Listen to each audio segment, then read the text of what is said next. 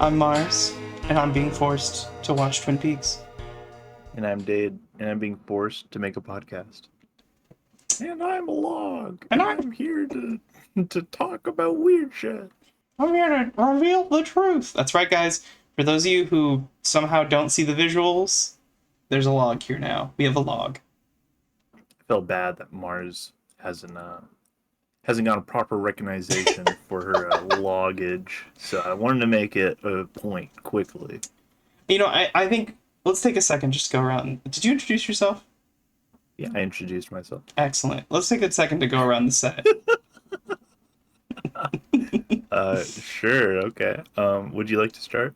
Yeah, I'll get us going. So, I'll start on my side of the table. Above me, we have a picture of our wonderful hero, Mr. Lynch, handing us a doobie. And then next to me, I have my sweet little... Here is. Here is. And then I have my cute little Spock mug. And we have the Barbie phone. Log. The Barbie phone. The Barbie phone. I got my cup of Joe, my Laura Palmer dead body Funko Pop, and right behind me, and sometimes this brushes the back of my neck, and it kind of scares me, but it's our plant. I have aloe vera for that, by the way. I know you've been getting a rash. No, I just get scared because I think there's like a spider on my neck. But it's not. It's a rash. Is it? I mean, listen, I've walked behind you when we were coming into the recording booth, and it's definitely a rash. Oh, why didn't you say anything? I did. Here's the cream. Oh, thank you. See, we got something for everybody. Hey, and you know what we have for some people? An episode of Twin Peaks. Yeah, this is oh my god. Sorry, I forgot. This is I forgot. Yeah, what was that, huh? I slapped my table in a cool drum-like fashion. It just sounded like something fucking fell on your desk. Did not sound like a drum. Yeah, I drummed and did like finger guns. It was really cool. I bet. What are your first notes for this episode? I'm kind of curious what you wrote down. I didn't hear you writing stuff a lot. Yeah, my new setup, I guess, doesn't catch my keyboard as much, but I wrote notes almost immediately. This is episode's called Cooper's Dreams, which, by the way, I want to talk real quick. The episoding is all fucked up. When I tried to like Google about this episode, it said episode 6, also known as Cooper's Dream, is the 5th episode of Twin Peaks, and I was like, wait, what? So it is hard to figure out what is right for this. What's the word? Like episodic numbering. Ordering. Yeah, it's got that weird thing where like nobody can say if the pilot is the first episode or not, even though it definitely is the first episode. Yeah, why would the pilot not be the first episode? That's so crazy. It's dumb. Anyways, let's get into the notes. Our first note here is immediately we get an agitated Cooper in his hotel room, and that's because there are Icelandic people hanging out there. Like investors? I think so, yeah. I think that's right. Pretty sure they're investors. And they are there's like a group of chanters or like a choir that's only a couple rooms across or from Cooper, and they're keeping him up, and he's like talking to Diana, and he's like, Diana, you may notice there's some sound in the back. Yeah, he's doing a whole like bit with Diane over his recording. Yeah, he's like, you may barely hear my voice over them. And was talking about like, I've had a great time up until now, and this is like really starting to bother me. This like, he's pretty mad here. Mm-hmm. Yeah, I mean, I would be too. Dreams are so important to that guy, and he's got fucking people waking him up. I think he has a good line about the second that you leave your home, you lose 100% of control of your environment. Yeah, it's very fitting for this situation, which speaking of controlled environments, he goes to get some coffee while like it's still playing in the background, and the lady's like, "Oh, they just flew in at 3 a.m., so it's going to be a couple days before it gets set up." And as they're having this conversation, and she's pouring Cooper coffee, like a shark in the water, you see Audrey walking up, like in Circling the Dale. background. Yeah, yeah, about to come up on Dale with her music playing, the fucking jazz music, and they have this conversation, just the normal conversation of Audrey being like, "Cooper, can I work with you?" And like Cooper's kind of weirded out by this point, I think, realizes Audrey's not to be trusted, and is like, "Audrey, how old are you? Shouldn't you be at school?" And then she's like, "I'm 18." And she's like, "I might go to school. I don't know. I don't know. Yeah, I'm crazy." Which does answer the question because Mia Mars, well, I kind of forgot this detail or this note, and then Mars also just learning this. I was always, this is still an uncomfortable thing. Let me know that Audrey is hitting on Cooper and that Cooper somewhat allows it, Oh yeah, it's but super weird. but I I guess on a good hand they are 18. So it's not illegal. It's just really weird, which Yeah. is like thank God, like Cooper isn't I guess a total creep in this regard. I mean, listen, you're right. It is legal. She's still in high school. Oh yeah, no, it's It's I mean, what listen, I'm trying to say is this is a little bit more, I guess, for the 90s, normal. Yeah, for like for that time, the 90s question mark, putting question mark. younger people in sexual situations, I suppose at least she is 18 instead of her being like, I don't Yes. know, what do you want me to be? Fucking Britney Spears ass. Yeah, it's uncomfortable either way, but let it be noted, this is at the very least, thankfully legal, Yeah. which feels weird to know, but it's just odd that the show makes it a thing. So Yeah. I'm like watching it with like sweet sweat beating down my forehead, like, Well, you just hope oh that Dale god, doesn't say anything weird. yeah, exactly. Like, please, Dale, I Um, like you. it's a weird situation, and uh, I guess we'll get more details about it later because the way this episode ends is very interesting, especially after. And I feel like they set this scene up for the end of this episode, which we'll get to much later. Um, Next, it's revealed Jerry has Nord. Whoa, I did not write that word right. How'd you spell it? Like Nordink people. That's what I wrote down. You Um, said it, you wrote it in a Nordic accent. Nordic? Nordink. What's it called? Nordic? Nordic, yeah, Nordic people, and he brought meat to He brought a Ben. fucking leg of lamb that he said a tall snow goddess gave him. Yeah, and he's in love with said snow goddess.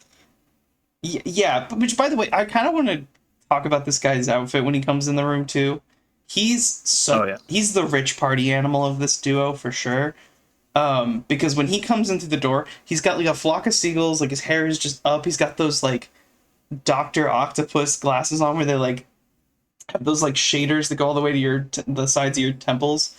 And he's got this like really trendy button-up shirt with these wacky buttons that I really liked. Actually, it's a good outfit.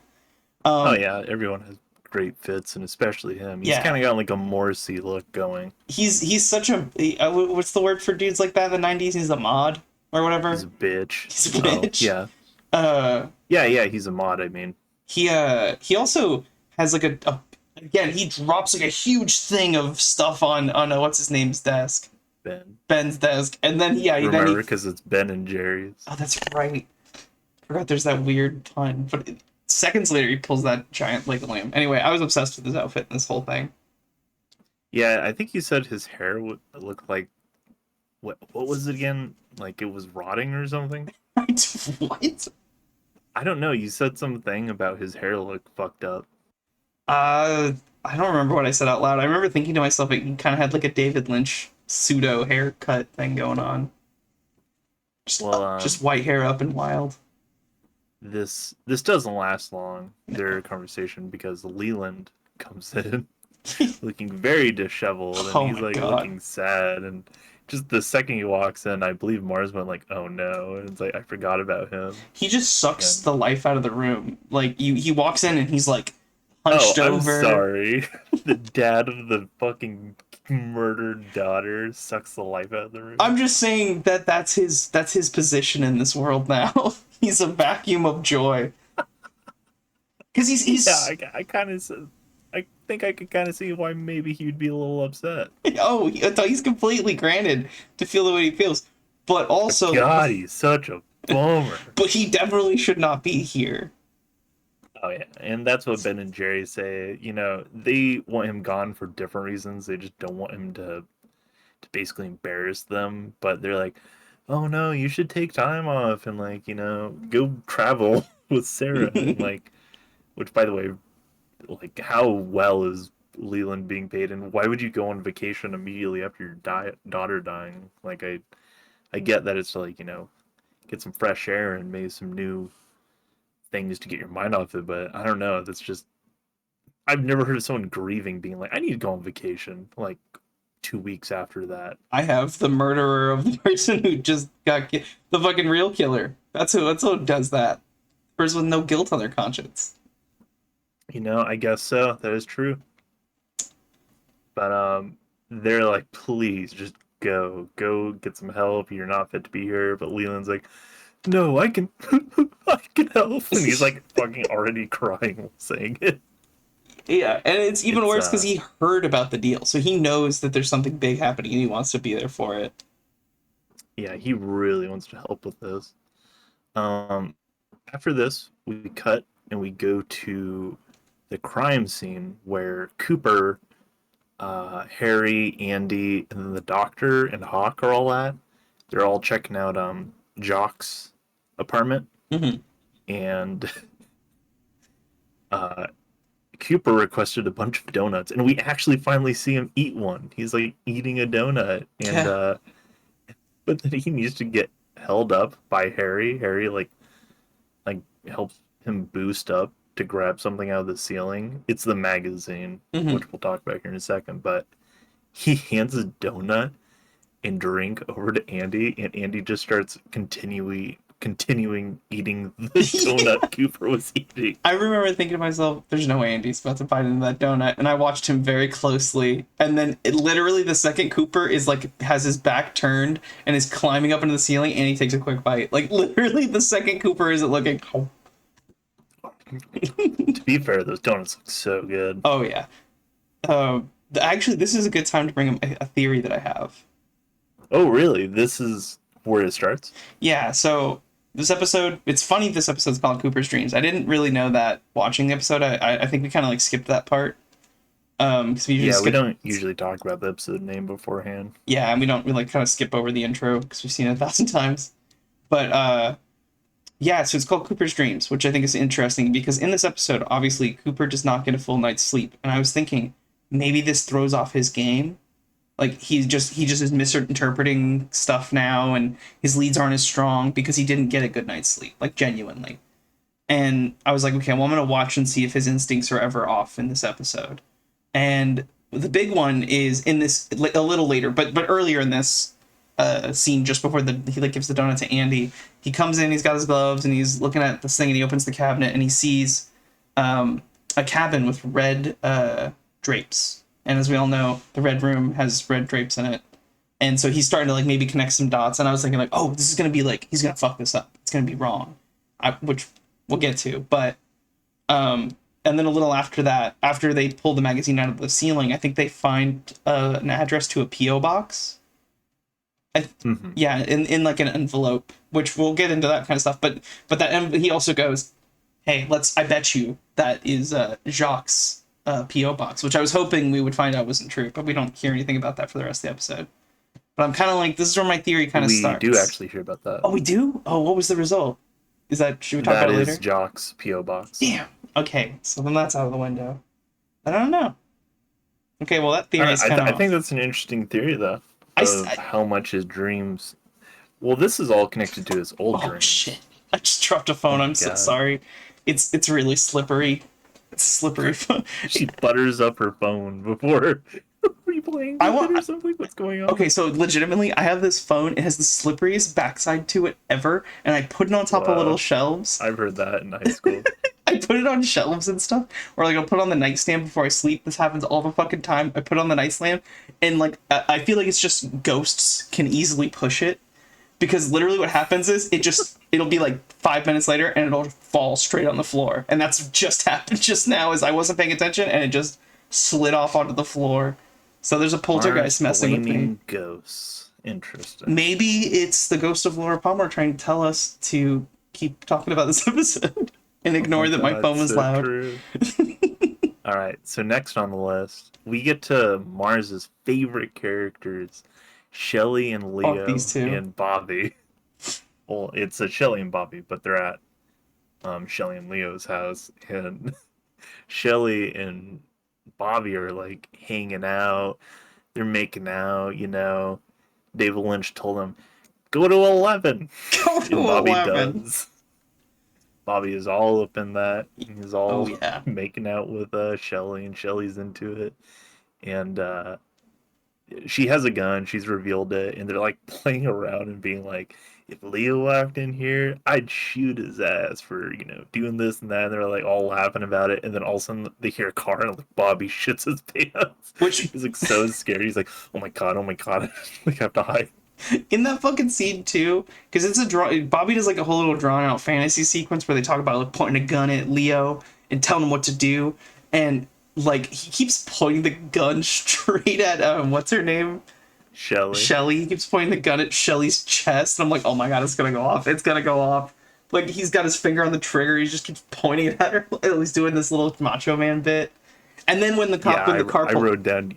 You were so stressed about this. well, then I was like, when the car door closed, I thought he was gonna pull the trigger on accident and shoot her, and then the cops were gonna walk in on a dead Shelly and a Bobby, or missing. Like, there's nobody there, and maybe they implicate Leo. I don't know. I thought that was what was gonna happen, but the show always keeps me guessing.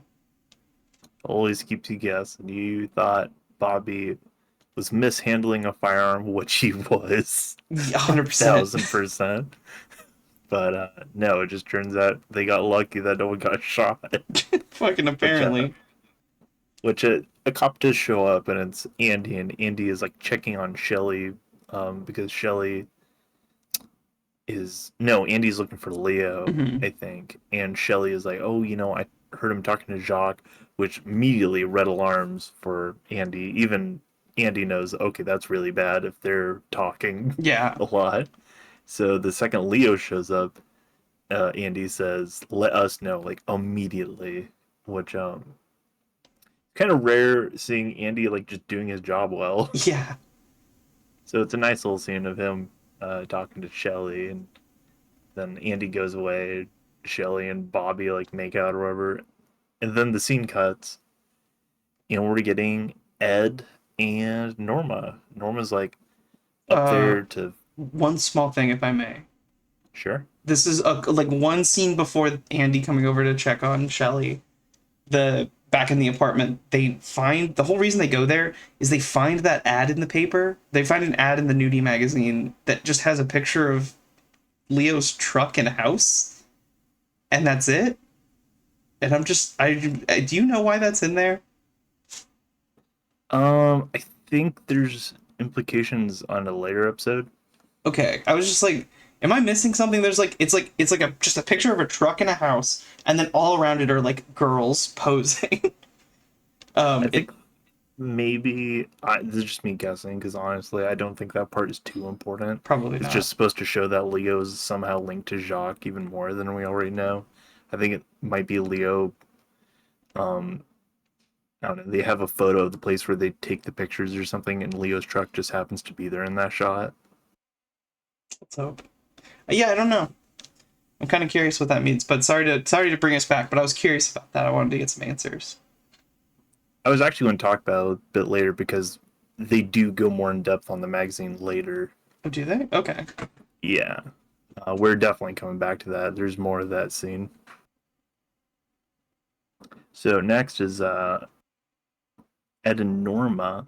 Norma's like filling up the gas for a truck. I think it's semi truck. I forget what the reasoning is or what's happening here technically, but there's this cute little sensitive scene between them where Norma's like, "Hey, Hank's back, or Hank's going to be back. Have you told Nadine about this?" Which, by the way, it reveals Nadine is getting her curtains patented Yeah, with a lawyer. it's such a one-off line too. Like if you blink and you miss it, he goes like, "Oh, what does he say exactly?" He goes like, "Ah, don't worry about Nadine. She's at the patent lawyer's office." It's going to be a couple hours before she's back. Uh, Yeah, it's really fucking funny that we get the Nadine curtain update just randomly thrown at us. But there's a really sweet scene between Ed and Norma where they're like kind of real, or at least Norma is realizing that they're both too nice to like break off with who they're with because they'll feel guilty. And she says a line of, "We never take what's ours. That's our bomb." And I thought that was a very touching scene between them and kind of heartbreaking in a way because it's her kind of realizing that it just won't happen soon. yeah, that is a good scene between them. They have such a complex relationship, especially as much of a cartoon as Nadine is. She adds such an interesting layer to this dynamic of like you feel bad for Nadine, but you also feel like she's making the wrong decision. Oh yeah, there's a lot of layers there of you kind of feel bad for Nadine, but at the same time, it's kind of selfish of what she's doing a bit. Yeah, but then it's also like, what else is she gonna do with like it's kind of sad that she has to live this way already. It's a whole thing. We'll we definitely go more into it in later episodes, For which I'm sure. very excited to see more about. After this, we get what I wrote down. We're gonna see this note a lot. Audrey girl bossing. We get a scene of her talking to the department head at the lodge.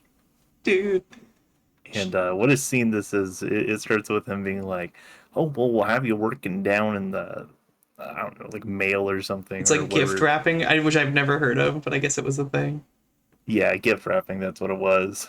It's just like a nothing job, basically, and it's way too far down. And she's pretty much only getting, or at least trying to get hired so that she can work in the perfume department and learn more about Laura.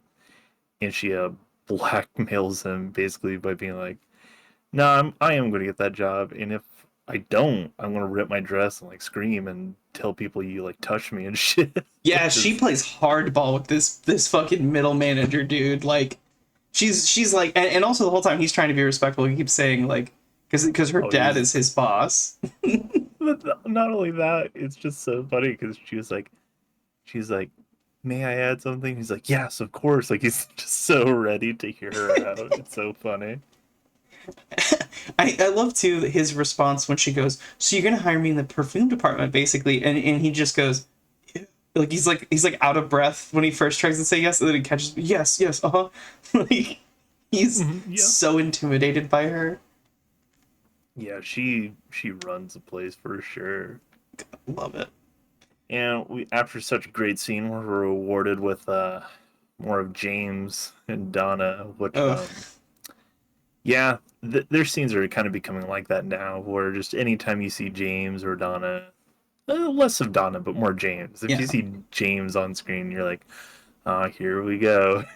Here's You, some more dumb shit. yeah, it's like the thing is, it's like, oh, what are they? They're so mysterious at first, and I don't know if this is like an intentional thing by the writers of like, oh, we're gonna make these guys seem like they're important, but actually, because they're playing off tropes of like this kind of a TV show where these guys would be the Hmm. main characters, and like, oh yeah, we know the dark secrets, but they're just some fucking high schoolers who think they know everything, and they super don't. Yeah, They super don't. Like, they have no idea what's going on. yeah, and we'll talk about that a bit later.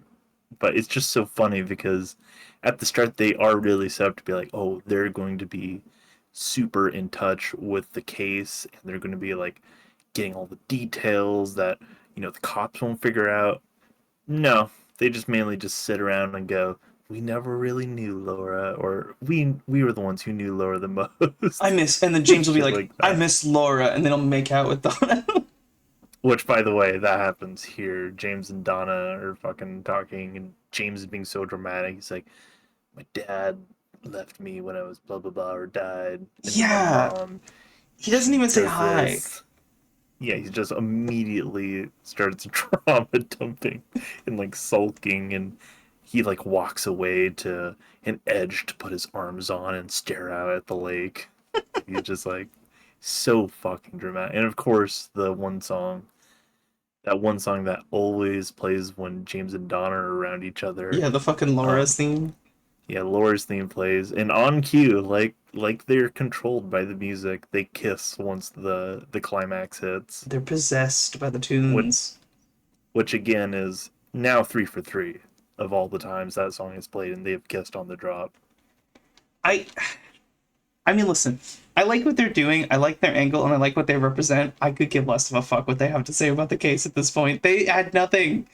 Like, I mean, listen, I Yeah, like that they're in the story. They should be there, but I love that they're just like, we gotta solve this, and then they don't do anything ever. they do the slightest of work, which it is going at snail's pace right now. But I do find it funny because I remember at the start of this podcast, you thought they were going to be very huge characters, and that James was like a fan favorite and like one of the most popular ships was James and Laura. And how do you feel about that now? I feel like a fool. He's the It's it's he's so fucking funny. People hate James. he just doesn't like he feels like a joke character. He feels like just as much Andy is a bit character James is, Yeah. but in the I opposite direction. I desperately he's so funny to me, but like so boring too. I can't tell if the show creators or directors or writers actually think he's cool at all, or if it is like they know he's the joke, you know. That's the thing. I This think they time, know. even rewatching, I'm still not sure because sometimes they take it so seriously, and then other times it's like this is so nothing. Why do they keep trying to make James cool? I And think they just found a guy who could pout, and they wanted to use him to his fullest potential. which one would be doubtful? I feel like that's so much of the show is just them doing stuff on whim. But let's get past James here because I could talk about how dumb he is forever. Is just stupid wig. We actually, this is where it is talked about with the magazine and the red drapes. Oh, really? Yeah, it's after this scene. The red drapes are explained. Of Cooper reveals, "Oh, I've seen these red drapes in my dream," and we know the red drape room or the red curtain room, and these are red drapes in like this cabin house in the middle of nowhere. And this is where I wrote, Mars has a theory about this. Is that your theory that you said earlier? That my theory was that his assumptions may be slightly off this time. Yeah, and I Hmm. got it around when I realized that he was like sleep. I mean, I did notice too in this episode. There's a lot of Cooper falling back on his like dream stuff. Like it's like really brought up, and it also keeps getting brought up how tired he is. So I'm kind of curious how it affected the episode, but it kind of did. I don't know if anything big happened though, where it was like this was because Cooper didn't get sleep. I think it's interesting that there definitely could be something there. But yeah, it's explained that Laura was taking pictures there, and that's Dale's intuition of like, oh, there's this picture because it's just showing like the body of a girl, and she's like, that's Laura. And they're like, how do you know? Like, do you see anything on her to signify? And he points behind her at the drapes and goes, red drapes. Which Harry's like confused, but he's like, oh, whatever. Cooper's usually right on this shit, so I'll just take him at his word. But after this, funny enough, we go back to the diner uh, with James and Donna again. those two crackpots. We're not going to talk about it a lot, but it is funny. James and Donna talk to Maddie, which is Laura's cousin, which, by the way, played by the same actress. They just added her because they really like the actress. And I wanted to talk about this while we were watching it, but I kind of wanted to save it for the show. Was I really do think she's a really good actress because she's so good at pretending to be a completely different person. Like she's like got different mannerisms, and she just seems like Like Laura Palmer was almost this like she could do anything, and this is more like she's just like I don't know, I have a Neopet. Like she's just so normal and like she's just a normal person who's just kind of nervous and like out of her depth, and like Laura was this exceptional member of the community, and I think it's just funny how like it's the same exact person playing both of those people, and they feel like totally different people. I think this is a very interesting thing you just brought up because if you think about it, we have actually not seen anything of Laura. Like nothing. She doesn't talk Yeah. at all. Well, she said in the ghost thing, but does she actually talk in that? Where she's like, Um, "Help me, solve my the murder." help me is the only thing that it said, and that isn't even in the episode technically. It's like Implied. through, yeah, it's implied, and but that's the thing though, is that that's the only thing we've heard of her is that maybe hallucination question mark, and we just saw her dance around in a video footage, and then we've seen her dead body, and that's it. You know, that'd be interesting if that's But the. it feels like we know her though, right? Because we Yeah. hear so much about her. We've heard so much about her life and how she was. We feel like we know her.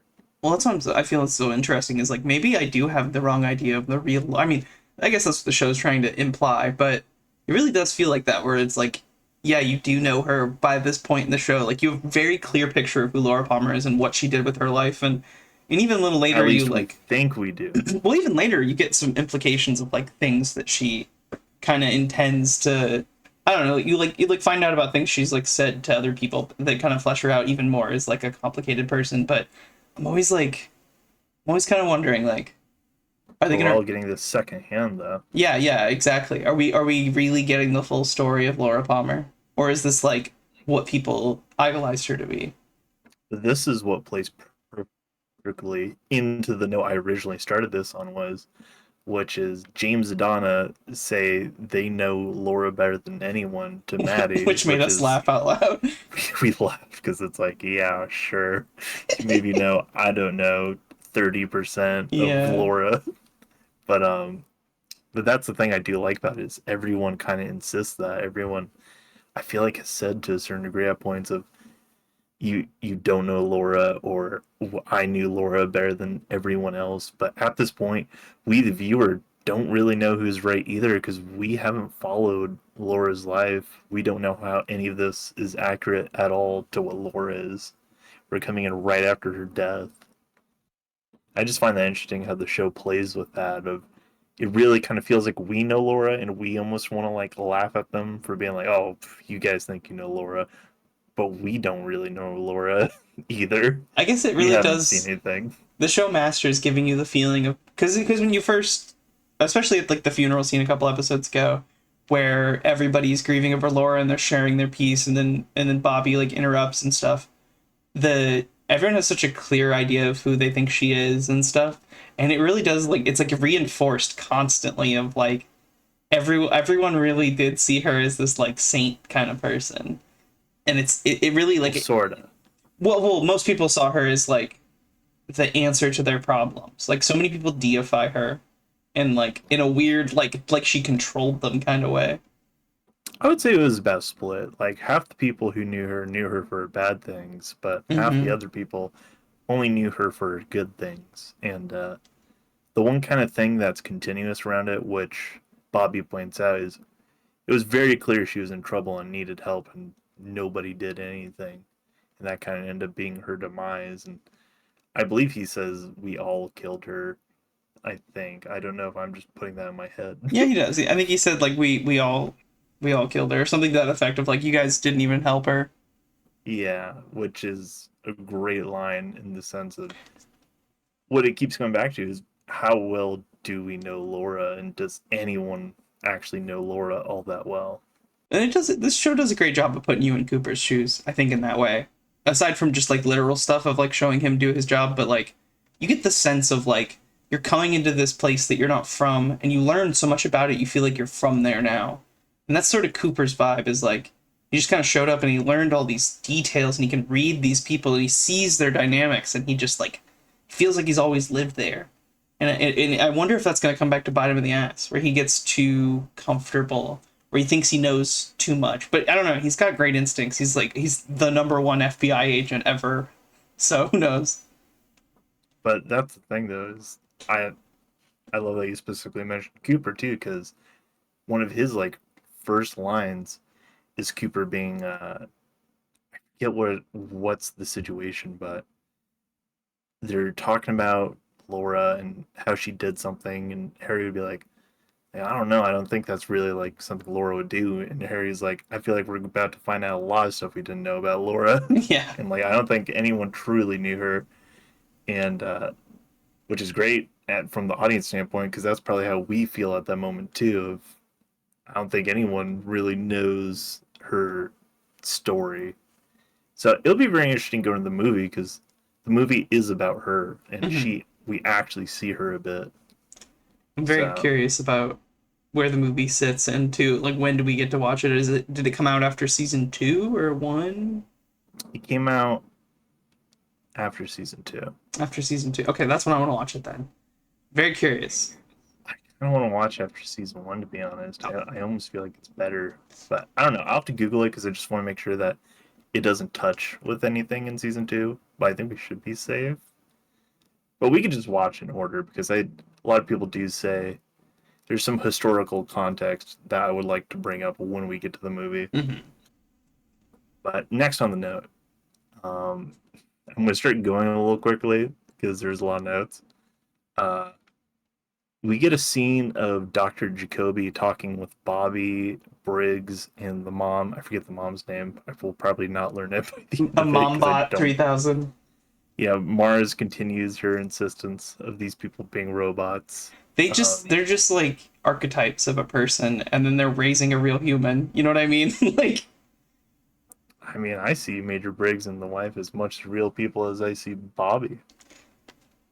I guess I just don't have enough tolerance for people who are just like I am the general and I will always be the general. You know. Like, again, there's the thing that makes him so 3D to me, at least Major Briggs, is that is not what that character is supposed to be in this type of show, Mhm. usually. And so the fact that he is so spiritual and calm and in control of his feelings is what makes it so weird and human to me. That he's not your stereotypical military man, even though he's literally dressed in a military uniform at all times. You know what he reminds me of actually? He reminds me of a What? Star Trek character, like just a generic Star Trek character where they're like they're in the military and they have this like really idealistic idea of what it is to be a person and like how to interact with other people and they're all like very calm and balanced with each other and respectful. That's how he feels. He feels like a joke version of that where he's like constantly like, well, you know, if that's where you're going, then I'm not going to step in the way, and you know, a boy should do it. And he just has like he like pontificates constantly these positive ideals. Yeah, you should love this character then. He's basically a Star Trek character. I mean, Star Trek had to fight that to get more interesting writing. Oh, they must really fought then. Like really fought because holy shit, season one is full of those characters. Yeah, season 2 and 3 especially. They especially season 2. Season 2 they pick, but anyway.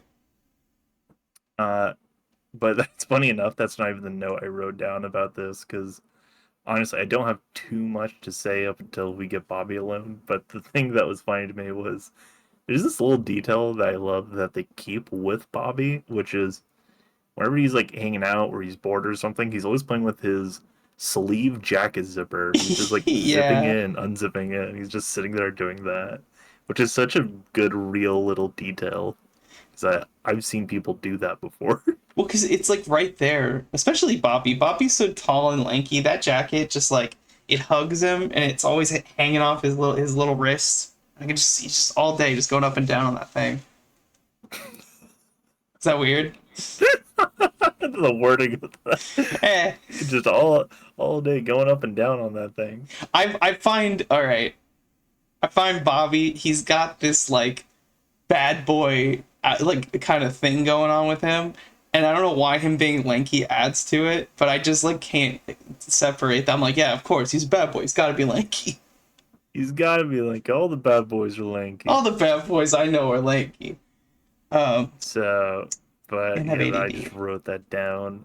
We get an interesting scene where Jacoby kind of breaks down Bobby, and Bobby really opens up to Jacoby for some reason. Just Jacoby knows exactly what to fucking say. Apparently, Apparently he's so. I got don't the even think playthrough Jacoby open. tried that hard. Yeah, like it didn't even feel like there was that much work, and Bobby like immediately started crying, and It's probably 2 lines. yeah, probably like 2 lines of like, when you slept with Laura, do you cry or something? Which our hypothesis is that Jacoby got these notes from Laura. Hmm. That's why he's like saying it to Bobby, which by the way, very terrible at his job if that's the truth, but he's kind of admitted that. I mean, it's like pretty much like, all right, Bobby, stop being a little bitch. And then Bobby's like, what are you talking about, jackass? He goes, did you cry the first time you had sex with Lauren? He goes, what? What are you talking about?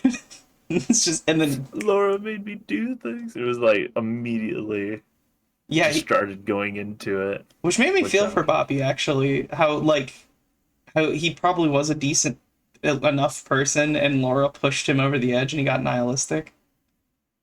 yeah, well, it just felt like she just kept pushing him further and further to do worse things, and he may be like ooh, kind of a bad boy, but in like the 50s greaser sort of way where he just doesn't, I don't listen to teachers, I'm gonna go skateboard and drink. Which is, Like, you know, which, oh go. no, go ahead. I was gonna say it does make sense that those are his parents though. If he's acting like a '50s greaser rebel and he has two '50s parents, Yeah, which again, that's probably all he would have been, is that type of architect, but Laura kind of pushed him to do worse and worse stuff, which there's a really good line of, he says Laura says people try to be good, but deep down they're sick and rotten, and just like trying to infect each other, even though she tries to be good or whatever. And I like that here because it really does show how kind of given up Laura is at the end, yeah, and how it's kind of affected Bobby as well. she's almost, from the way that people talk about Laura Palmer at the end of her life, she's almost sadistic. Like if you remember on the night that she died, James says that she like grabbed him and stuff and like tried to choke him a little bit. She's like gone off the rails by the end of it, and I wonder if like, because I wonder if like Bobby was just like a normal ass greaser kid, and then just because like he even says like Laura made him sell drugs so that she could do drugs, and like I just wonder like when did the corruption start? Was it when they were dating? Was it before? Like when did Laura get to be this fucking sadist? I don't know. It's it's really sad seeing the effect, but now she's dead. Nothing we can do about it. But next scene, I don't know how to transition off that. Well, yeah, I don't Is know. there anything else you're gonna talk about? Because there are a lot of notes left. Real fast, I'm kind of wondering what the connection of like the evil in the forest has to do with Laura's corruption. I don't know. I guess we'll find out. I mean, I can't say anything because the show might talk about it. Yeah, yeah, I'll let you. I know, I got you. But next, the whole squad: Cooper, Harry, Hawk, the Doctor, and Anne. No, Andy's not there. No, not since the They're incident. Yeah, not they're not letting him on these missions anymore. But they're out in the woods and they're looking for a cabin, and they're like pulling up on this cabin with their guns out already and shit, like about to fucking break through the door, and then the log lady just turns the corner of the cabin. He's like, "Took you long enough," and then they're all sitting there with their guns pointed at her, all confused, and then they just slowly like, put their guns down, don't say anything, and then follow her inside the house. She does not flinch either. Like she's like, yeah, of course they're pointing guns at me. That's what's supposed to happen. That's what cops do. They point guns. Yeah, she says a line of like, um, they're so slow even though they're so quiet or something like that, Yeah, which I like. But she brings him into the house and like, the owls won't see us in here, which is another interesting thing because he did mention owls before in a previous episode because yeah, we they get that were shot of the owl. watching James and Donna. which I find to be an interesting connection here. And she mentions owls quite a bit Hmm. during this scene. That's not the first time she mentions them. She mentions what owls can and cannot see, and kind of explains the whole night of Laura's death via her log, because Cooper finally asked the log what did it see. I love this because you as the viewer, you're like, how is the log going to explain to Cooper what the log saw? And then the lady immediately goes, "Shh, it's okay. I'll say it for you. I'll do the talking. She like hold your I'll breath. do the talking." Which is just so funny because you think maybe there's like a split second where you're just a little second where you're like, is the log actually going to respond? I just imagine the log levitating, going, "Yes, Cooper, I know who you Yes, are. I'll tell you. Here's, It was a Saturday. here's that toy train you wanted when you were a young boy." Yippee! But explains in the night, says there are about three men and then two girls. And they figure Laura and Ronette were the two girls. And their current theory is Jock and maybe Leo were the other two guys, and they're not sure on the third guy. I think they had another theory on who the third guy I was, but believe they they weren't said sure. two men and two girls, which threw me off. They said two men, two girls at the start, is Uh-huh. what the log lady said, but as they're walking away, they say that there are three men. Hmm. The Because log. there's another man, but he was kind of unrelated. Yeah. Also, He has the log. I thought it was interesting too that the log is like implied to have like her husband's soul in it. Yeah, they kind of talk about that of the, I think the log thing kind of happened after her husband died. Yeah, he like died in a crash or something or some sort of accident, and then the log thing started happening, and I think that's interesting because like if you look at this from Cooper's perspective, that fucking log might know something. You know what I mean? Which is kind of funny to me that he at first he was kind of, I don't know, he seemed to think it was a little silly he was talking to the log, but which is really funny because he's the same guy who threw rocks at cups to figure out, or rocks at a glass to find out who the murderer is. So I always thought that was kind of funny that he, at least at the start, I kind of felt like he judged her a little bit. But now you're like, okay, well, what does the log? Because she knew they were coming, and like, by the way, nice place. She has a nice cabin. I like her Very cabin. nice cabin. Beautiful place in the middle, and what a Thank great you. place to be a weird alone person. Thank you. What are the notes you got? So don't worry, I got you. They land up to a new cabin. They like go through the woods more because they're still trying to find the red drape place, and then they finally find it in the woods. Um, which, by the way, like right before they get into the house, there's a great shot, an amazing shot of a 4:3 aspect ratio shot of Cooper all the way on the right, pointing straight to the left, side profile view, and as he sits there, that like perfectly in profile behind him comes Harry, then quickly Hawk, and then finally the Doctor. It's just such a great shot. Boom, It's boom, boom. so planned and it's so like quick of all them like coming in together. Isn't it literally like he's like there it is, and then they all show up? Yeah, it's like made to be a GIF before GIFs even existed. Yeah, it's so weird. So after that, they find the Red Drape House, and there's music playing. Which, by the way, it is Julie Cruz who's playing. Which, for people in the know, Julie Cruz actually is a singer who's worked with David Lynch, and I forget the. I think it's the composer who does the music for Twin Peaks. I can't remember the name of right now. It's like Giago or something. They actually did an album with her before the show, and a lot of the music that plays in the show is that music. Hmm. Like the theme song, that's actually a song by her called Falling, and there's a version of it where she sings over it. This is one of the songs from that album. Just a Interesting. fun little note. Because we were watching it, you made a reference to this person. I was like, who the fuck is that? You're like, oh, listening to some, what's her name? Julie Cruz. Julie, you're listening to some Julie Cruz, and I was like, am I supposed to know who that is? No, well, you would know about her if you were searching up soundtrack stuff. You would Yeah, yeah, slowly realize she's like one in the show a lot. She actually plays on the first episode when they're at the Roadhouse and they're really. listening to that sad music. That's Julie Cruz. Oh, I have to give her a listen. And no spoilers, right? In her music, if I just go listen to it. Cooper is the killer. Like that's the He, song. he Like did first it when episode. he was sleeping. He killed them all. You're like listening, you're like, wait a minute. He has one ball. Um, what's next? Yeah. So next after that, there's some stuff in the Red Drape House, but it's boring. So we're just gonna skip that. There's It's a just bird more named Waldo. Sonic was smoking weed. You know, it's boring stuff. We don't need to talk about Boring. this. But there's a party going on with the Icelandic people at the hotel, and Pete and Catherine walk in.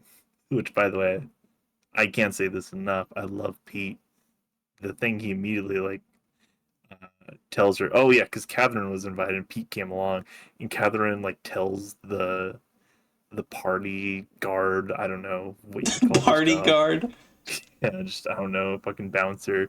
She's like, there was an invitation from Catherine plus spouse. She like says it so like angrily, and you can feel Pete be like, well then. And he says, go easy on the sauce tonight, Kathy. Yeah, I love that he calls her Kathy. And she immediately picks up a drink and starts downing it. And she's like, oh, you know, after a couple of these, you might start looking good to me. And then, unbothered, he just kind of scoffs it off and like looks around for fun. Like, what is there to do around here? Yeah, he's like, I'm off. Anyway, But later. Catherine goes and pours a drink on Ben's shoe in front of some Norwegians as they're like watching this. And it's weird because he like looks down. He's like in the middle of a story and he stops and he's like, excuse me, and then walks with Catherine and is like, meet me in this room in 2 minutes. Which is like you can't really tell, like, are they gonna fuck? Are they mad at each Yeah, other? Like what's what's like? This the is a what's the vibe party. here? Be sane here, people. There's a party happening. You in a bone? Which is just so, and it's cutting ahead a little bit because nothing too exciting happens here at the moment. Um, they meet up in that room, and Catherine is mad at Benjamin because Benjamin had a one-eyed Jack chip in his pocket, which basically meant he went and had sex with the prostitute at the one-eyed Jack's place. Mm-hmm. Which is so funny, her getting mad about cheating. Because she's like mad of like, I can't believe you cheated on me. I thought you wanted a woman with more maturity, as she's cheating on her husband. And won't break it off with him for some reason. Yeah, and fucking he's like, oh, I just got that from my brother Jerry. I've never been there before. He's like obviously lying, and the fucking Catherine keeps slapping him. Oh, and she's going hard on his These are face hard slaps, and he takes it. By the way, we only know this is all happening because we're watching this via Audrey, who's in the walls, as watching usual. through a hall. Yeah, she's literally in the walls here. You know, I thought Audrey would be some sort of spoiled brat, but she's more of some sort of weird rich weirdo. Like, she's really more of an eccentric rich weirdo if you think about it. Where like she's just in the walls all the time, and she's like skipping school and hanging out with FBI agents.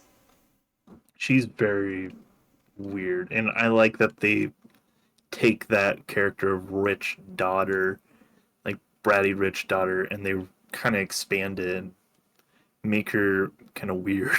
Yeah, It's she's. if this show was made in 2000s, by the way, I feel like that would absolutely have been played by Audrey Plaza, right? Oh yeah. Oh my God. You know what? I'd put money on this. I bet you Audrey Plaza has done a 100% of cosplay. I could see it. Okay. It feels so right for her. It's that kind of vibe though. Yeah, ambivalent but also very cool. But after Catherine finishes slapping Ben, they almost immediately start making out.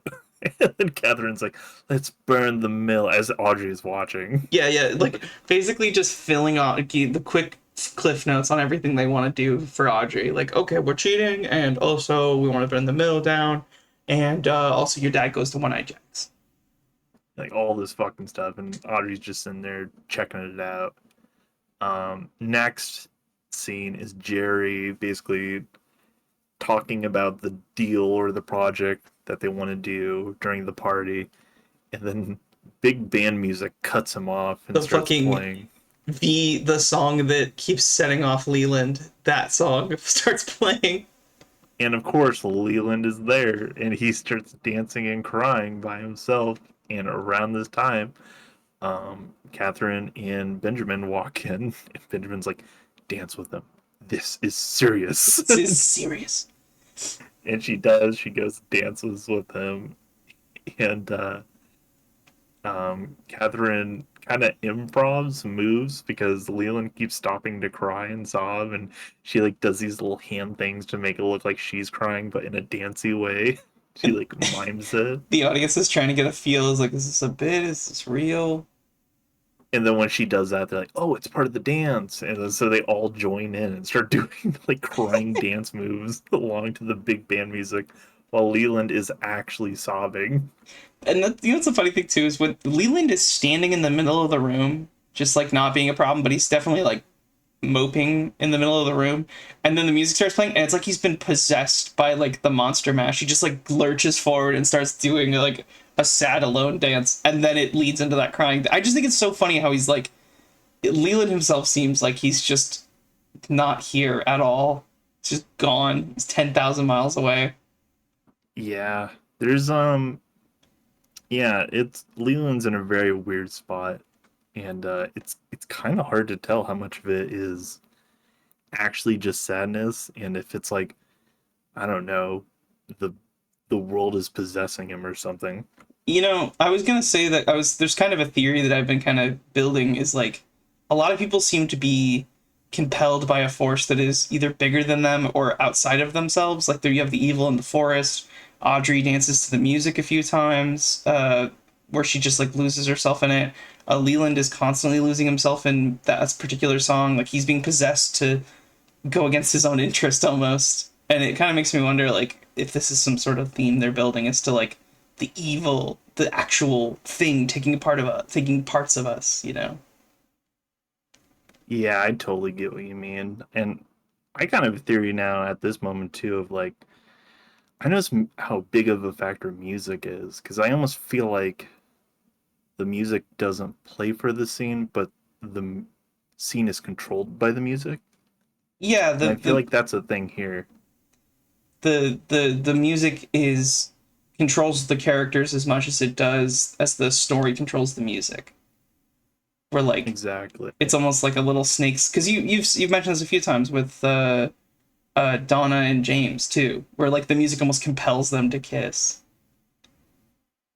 Yeah, and we kind of know that the music is a part of the world literally in the sense of Cooper actually hearing the music Yeah. after a dream that plays and all these different factors to it of the musician who makes the music of the for the world. Julie Cruz is literally a character in it singing the music that plays in the background. What's that in plays called? There's a voice of it's like fate or something. There's like a thing in certain play structures where it's like you have like a narrator who's like a singer or like a sort of like musical type person. It's interesting that that's in this show. Not sure. Not necessarily narrator, but she does sort of punctuate a lot of these moments with her music. Yeah, I get what you mean. Yeah, I don't know. I went There's to so many college. theories to there's so many things to be put here of like what it could be. But next on this is actually an interesting part I find, which is Audrey. We cut to Audrey who's watching all this happening in this room, Yeah. and she's crying watching. She's like sobbing, which I kind of have a theory about. I would be curious to hear on why you think she's crying. I think she's crying because her dad is cheating on her mom. That was my very literal interpretation. Is that like all of her fears about her dad are I don't 100% think the confirmed. mom is alive. Oh, is she not alive? I guess I've never seen her. No, I don't think she is. Really? Okay, well, that changes things. Maybe she is. Then I We rarely ever see her. If so, I think she is alive because they have to go to functions, and I think the mom was there. I think yeah, that because sounds right. they were trying to help the brother, and it was like a whole thing. It's interesting you think that because I don't know. I don't think it's that Oh because shit, we're good. you're right. Yeah, sorry, I leaned forward. We're good.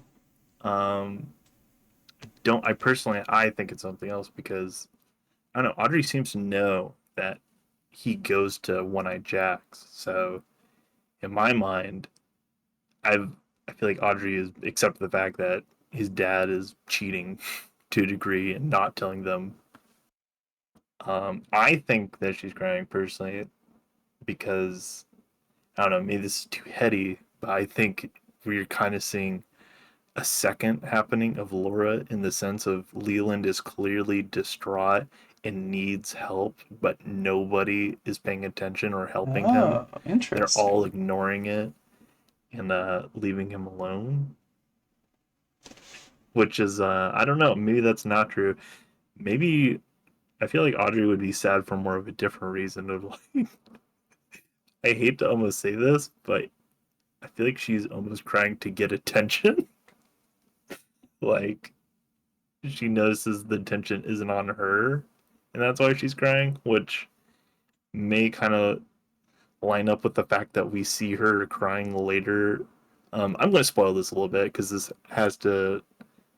has connections to this. She's like naked in Cooper's Yeah, at the bed very end when of the episode. the very end of the episode when he like walks in, she's like naked and like crying in his bed, like Cooper, I need help, and like all this stuff. So I don't know. We'll find out because her intentions are a little unclear at the moment. True. That's my interpretation of. I think it's more the first thing of Leland being sad and no one helping. That's an interesting, yeah, because definitely Leland is like in hell right now. Like Leland is, he's about as distraught as a person can be. This Yeah, anything sets terribly him off. wrecked. Yeah, he's drifting through moment to moment in his life, which is just heartbreaking. What's next? I don't want to talk about Leland. Why are you starting to feel a little bad that you laugh at him so much? Well, he's played as a bit character in those first couple Is he? episodes. I'm sorry when he's on his daughter's coffin and it just keeps going up and down like a bit. It's played funny. That's what this show does. It plays on the tropes and it makes you feel bad, but it's funny. Mm, I don't know. Interesting. Interesting. People experience scenes differently. So let's cut through the next couple of these because I actually got to leave soon. So It's understandable. I need to finish some of these up. By the way, during this, we've been getting shots of Josie smoking in the dark, and it's like not really explained why. She's just sitting in the dark smoking alone I'm in the sure hotel.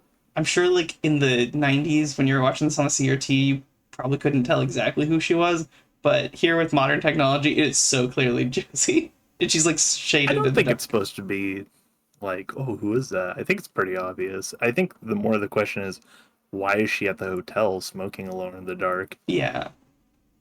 Which is revealed because after a couple scenes of those, Benjamin walks in and he's kind of weirdly close to Josie. And Josie's Yeah. like, I found the board where you told her to hit it or something. And he's apparently been giving information about Catherine to Josie.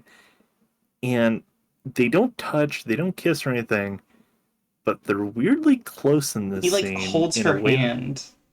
yeah, and like kisses her hand, which could just be him being a weirdo, but it feels kind of implied that he or that she is cheating with him. Like that Benjamin is not only cheating on his wife and Catherine with prostitutes, but also cheating on all of them with Josie as well, which is interesting. Our new cheating board has updated. Yeah, it's gotten I had to get a second board.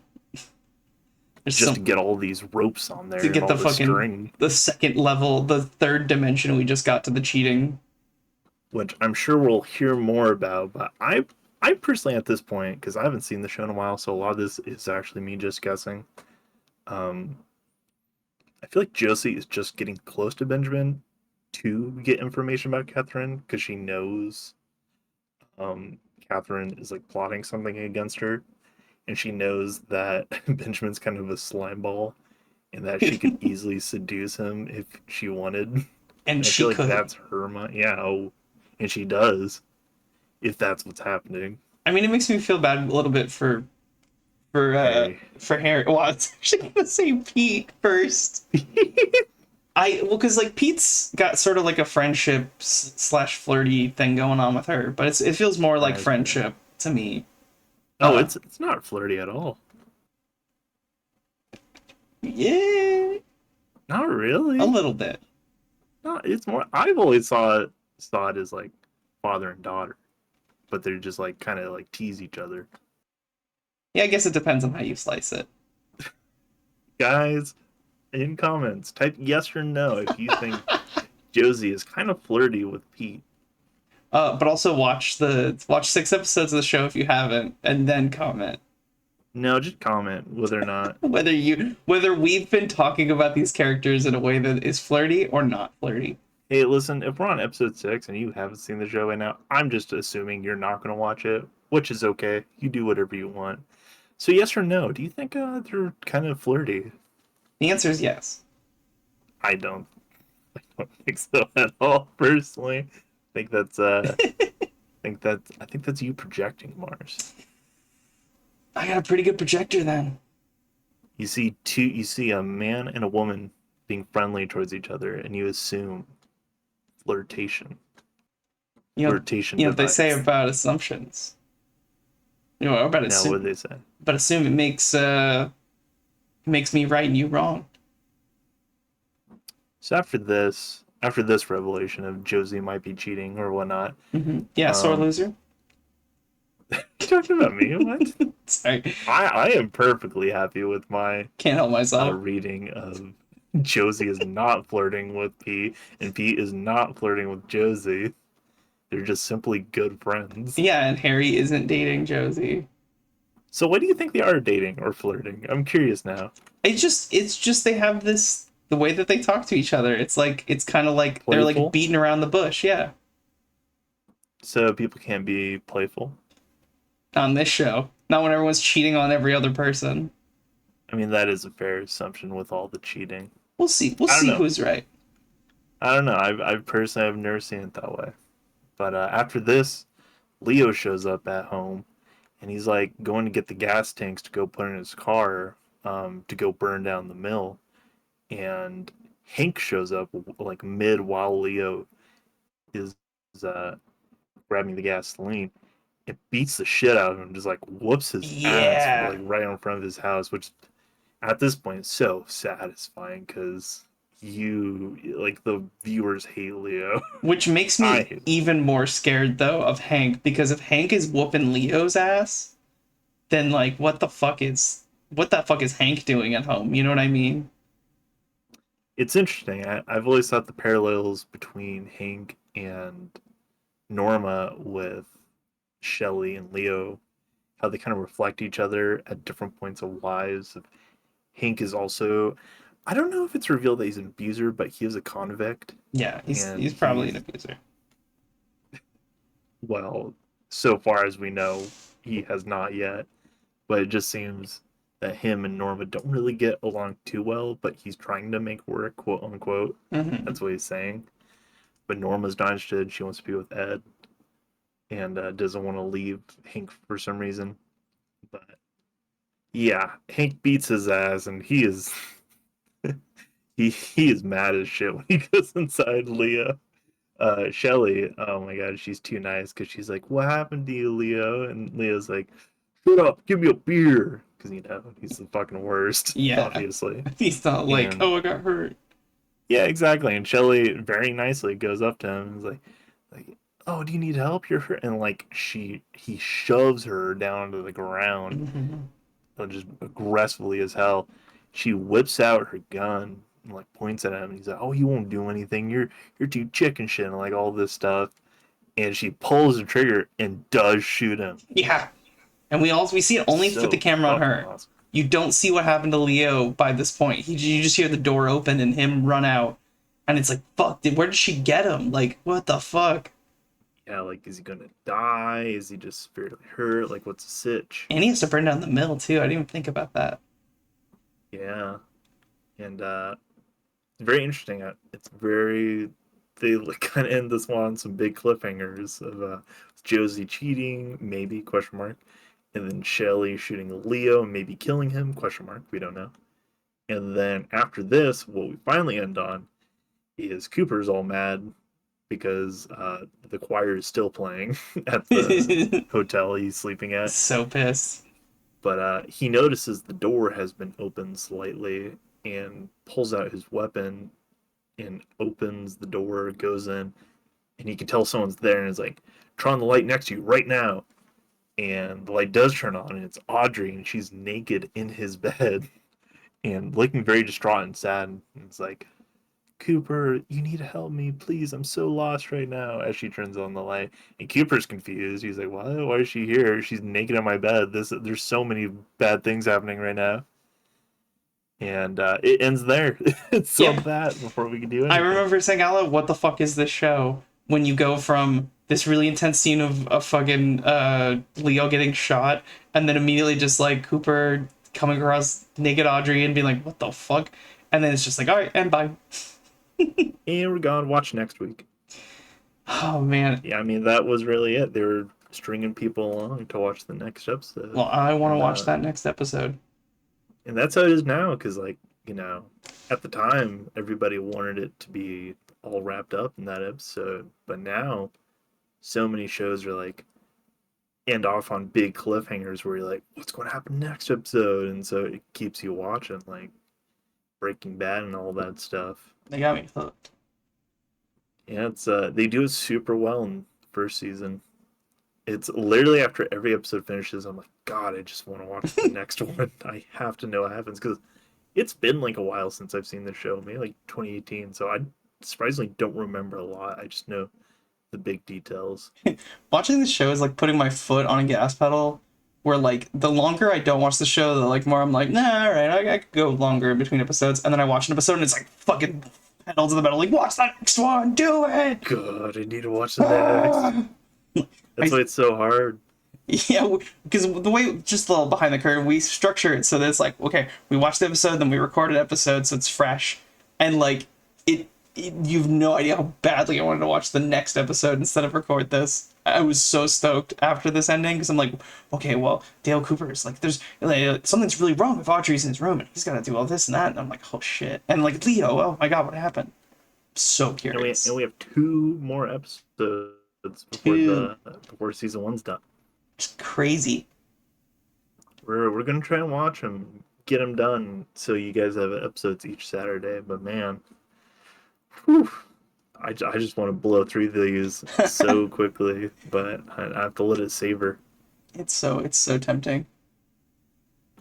Um, any notes about the episode? Anything you want to talk about that we didn't get to? No, I feel like this is a pretty good episode for your notes covering what I wanted to talk about. There's just a lot of little moments that I thought were interesting, and I got to talk about my theory. I like this Yeah, I episode. try to write down when you have theories or you mention theories, and I try to write down notes of when you say something about something. I appreciate that. It's working. So let's talk ratings. Yeah. How do we feel this episode was? Last one, I think you gave was an 8 out of 10 for the last one. I'm curious. What do you think about this one? This is a 7 out of 10 for me. It's a solid episode, but it kind of is solid because of the previous episodes before it. I mean, you're saying 7 out of 10 like it's bad, though. No. I just feel like for this first season, it's like nothing below a 6 ever. Yeah, I definitely say the lowest it ever gets 7. But man, yeah, I agree. This one's a 7 out of 10, which again for this show, not bad at all. The bar is just so high that you kind of have to say that because we are going to experience lower than 6 out of 10 once we hit season 2. So Yeah. it's very nice to watch all the good stuff right now. I see you keep saying that and it scares me. So I'm kind of curious what we when we get to season 2 and 3, what you mean and how Well, characters. season 3 is different. Well, yeah, season 3 is like a whole 20 years later, It's almost like a different show, honestly. which I'm excited for. Maybe we'll do some It's updates to fit that. yeah, maybe. We're CGI renderings. 3D. That would actually be really funny. I'll talk about that off air. People. So yeah, funny enough, I'm actually more excited about season 3 than season 2. I'm curious. I'm very So- curious too, especially because season 3 was like one of those things where I'm like, oh, they're bringing that show back because it happened around the same time as they brought back X-Files, and people fucking Yeah. hated that.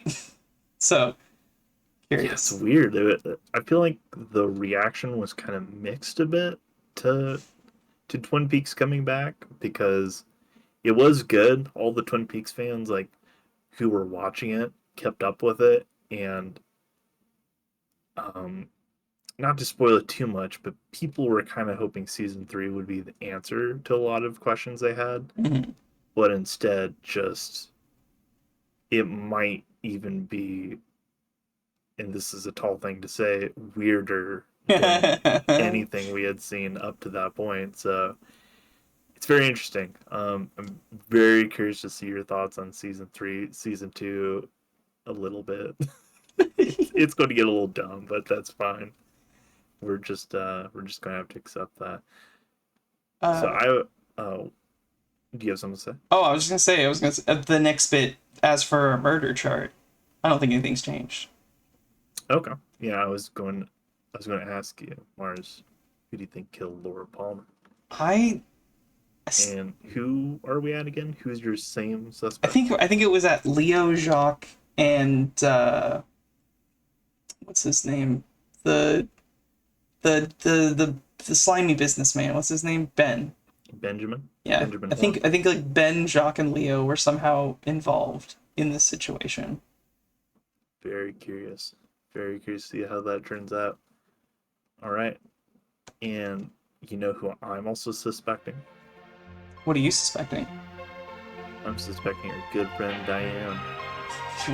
Yeah, you know what? Do you have a message? I got just the message for Diane. It's very relevant to what we're going through today. What is it? Diane, these bitches, they are crazy.